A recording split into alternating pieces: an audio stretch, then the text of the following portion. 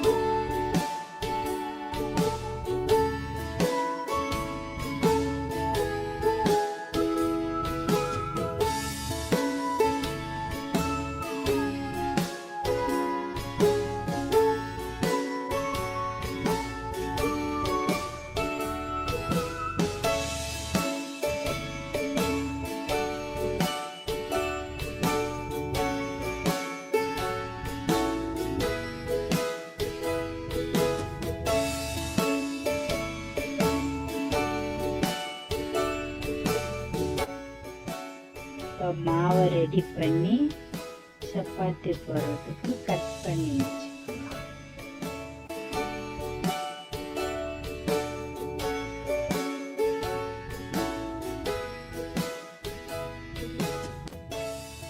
இது சப்பாத்தி மாதிரி மாவு தொட்டு நல்லா திரட்டிக்கலாம். திரட்டி உள்ள இருக்க பட்டரோ அல்லது நெய்யோ நம்ம எது வேணுமோ போட்டு நம்ம அதை மடிச்சுக்கலாம். நான் நெய் பட்டர் இது ரெண்டும் தான் சேர்க்குறேன். சிலதுக்கு நெய் சேர்க்குறேன், சிலதுக்கு பட்டர் சேர்க்குறேன். ஏன்னா என் பிள்ளைங்களுக்கு ஒன்றுக்கு ஒன்று பிடிக்கும், அதனால் நான் அப்படி சேர்த்துக்கிறேன். நீங்கள் ஆயில் வேண்டாலும் சேர்த்துக்கலாம், சும்மா வேண்டாலும் மடித்து போடலாம், நம்ம இஷ்டம்தான். இதை நான் மடிக்கிறது போல் இந்த நெய் அல்லது பட்டர் சேர்த்து 4 முளையுமா அழகாக மடித்து திருப்பி அதை திரட்டி ஸ்கொயர் ஷேப்புக்கு அதை திரட்டி எடுத்துக்கலாம்.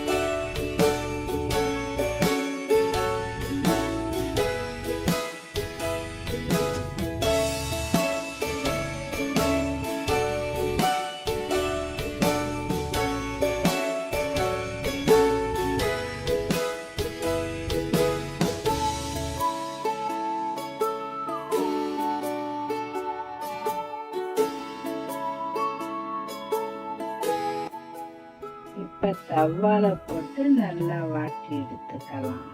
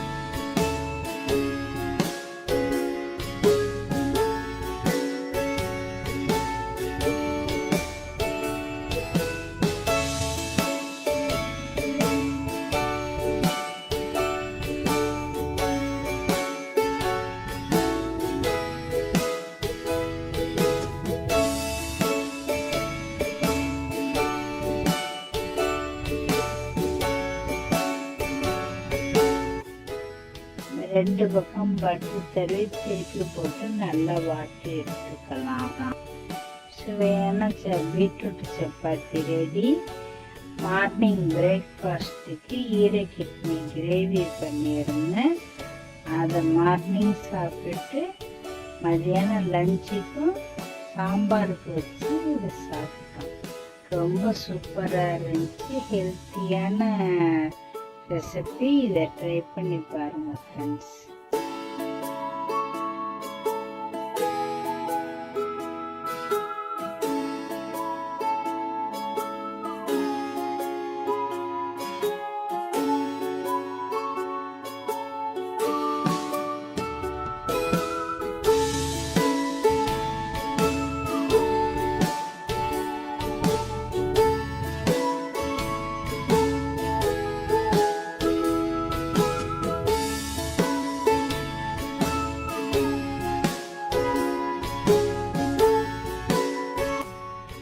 மதியானம் லஞ்சுக்கு சாம்பார் பண்ணியிருந்தோம். அதை ஃபுல் ரெசிபி எடுக்க முடியலை, கொஞ்சம் பிஸியாகிட்டோம். அதனால தான் உங்களுக்கு சுருக்கமாக காமிச்சேன்.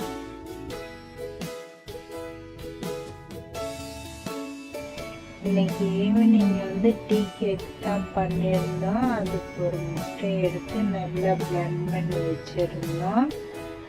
அது ஓவன் அதுக்கு முன்னாடியே 10 நிமிஷத்துக்கு ப்ரீஹீட் பண்ணி வச்சுருந்தேன். ஒரு முட்டை எடுத்து எக் பிளெண்டரில் நல்லா அடிச்சுக்கிட்டேன். எக் பிளெண்டர் இல்லாதவங்க விஸ்கில் கூட அடிச்சுக்கலாம், தப்பு இல்லை. எக் பிளெண்டரில் அடிச்சுக்கிட்டேன்.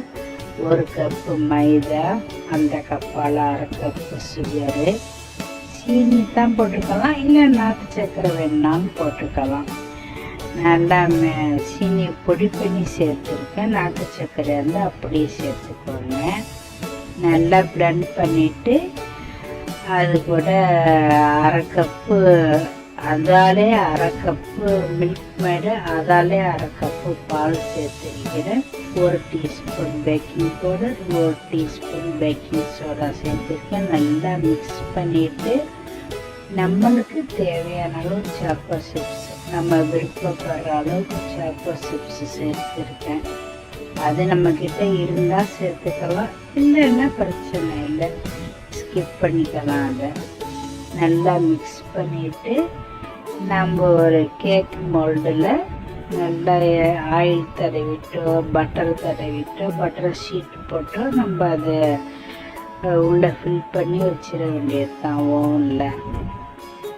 ஓவனோ இல்லை அடுப்புலையோ எதுலேயோ நம்ம வச்சுக்க வேண்டியதோ நம்ம சௌரியம். சுவையான சூப்பரான நமக்கு டீ கேக்கு ரெடி ஆகிடும்.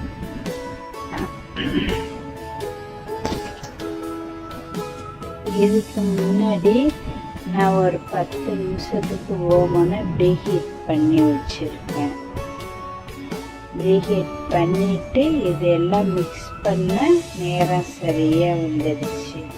இதெல்லாம் மிக்ஸ் பண்ணி ரெடி பண்ணி நம்ம எக் மோல்டில் ஊற்றி ஓவனுக்குள்ளே வைக்க நமக்கு டைம் சரியாக இருக்கும். ஓவன் 10 நிமிஷம் ப்ரீஹீட்டில் இருக்குது. இப்போ நான் கேக் மோல்டில் ஊற்றிட்டேன்.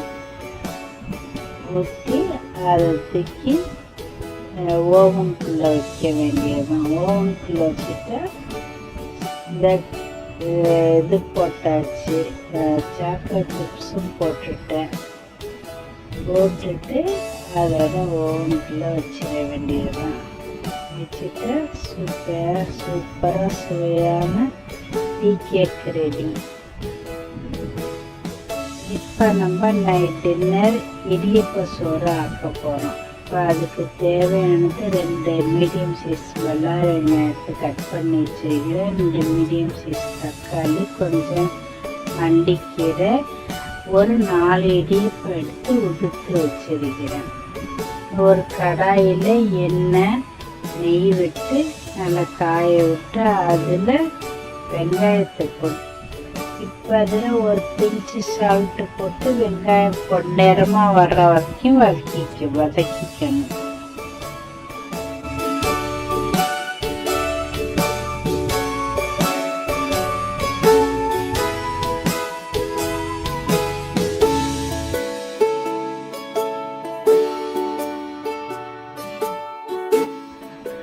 இப்போ வெங்காயம் பொன்னிறமாக வதங்கி வச்சு இதில் 1 டீஸ்பூன் இஞ்சி பூண்டு பேஸ்ட் போட்டுக்கலாம். பச்சை வாசனை போகிற வரைக்கும் நல்லா வதக்கிக்கலாம்.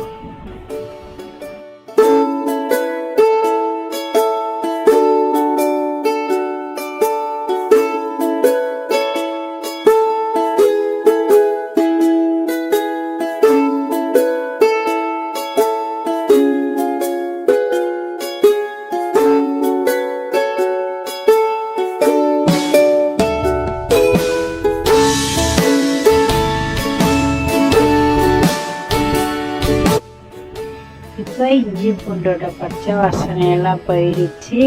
2 டீஸ்பூன் மிளகாத்தூள், 1 டீஸ்பூன் மஞ்சள்தூள் சேர்த்துக்கலாம். நம்ம தேவைக்கு ஏற்ப மாதிரி காரம் சேர்த்துக்க வேண்டியது தான். சேர்த்து நம்ம வதக்கிக்கலாம்.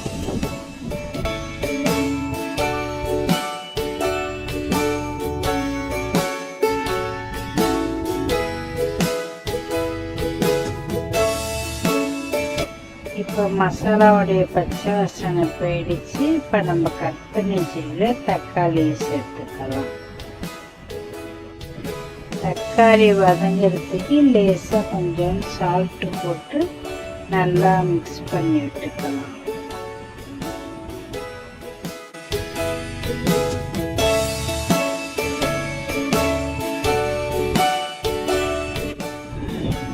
டேஸ்ட்டுக்காக நான் இப்போ பிரியாணி மசாலா சேர்த்துருக்கிறேன். நீங்கள் வேண்டாம் கரம் மசாலா கூட சேர்த்துக்கலாம். நல்லா ஒரு டேஸ்ட்டாக இருக்குங்கிறதுக்காக நான் பிரியாணி மசாலா சேர்த்துருக்கேன். நீங்கள் வேண்டாம் கரம் மசாலா சேர்த்துக்கோங்க.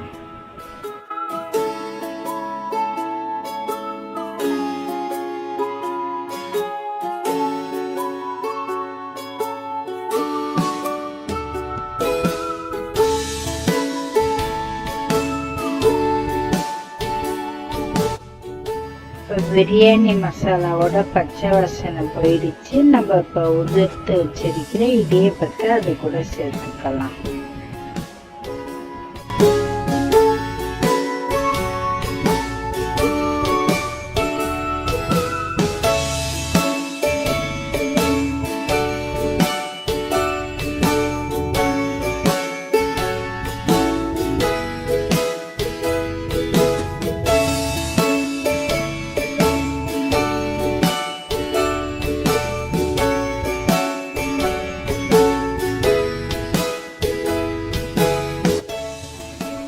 இதில் ஃபஸ்ட்டே மசாலாவிலே முட்டை ஊற்றி மிக்ஸ் பண்ணியிருக்கேன்னா நான் அப்படி மறந்துட்டேன். அதனால் நடுப்புற நான் நெய் விட்டு முட்டை சேர்த்துக்கிறேன். இப்படி சேர்த்துக்கலாம், மறந்துட்டா தப்பு இல்லை. ஆனால் நீங்கள் ஃபஸ்ட்டே மசாலாவிலே முட்டை சேர்த்துக்கிங்க, அது இன்னும் நல்லா இருக்கும். எல்லா பக்கம் மிக்ஸ் ஆகி வந்துடும். அது மாதிரி சேர்த்துக்கோங்க.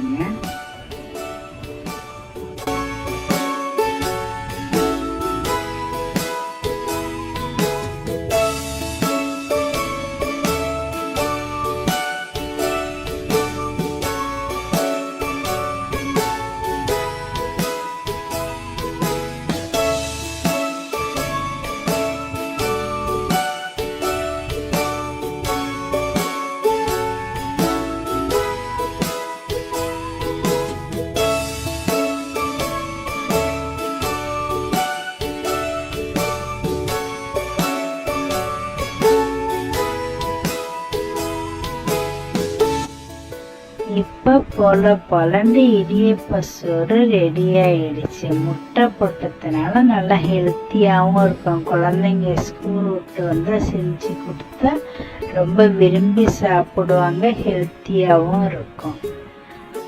கண்டிப்பாக இந்த ரெசிபியை ட்ரை பண்ணி பார்த்துட்டு எப்படி இருக்குன்னு கமெண்ட்ஸில் சொல்லுங்கள் ஃப்ரெண்ட்ஸ். ஓகே ஃப்ரெண்ட்ஸ், வீடியோ பிடிச்சிருந்தா லைக் பண்ணுங்கள், ஷேர் பண்ணுங்கள், மறக்காமல் சப்ஸ்கிரைப் பண்ணுங்கள்.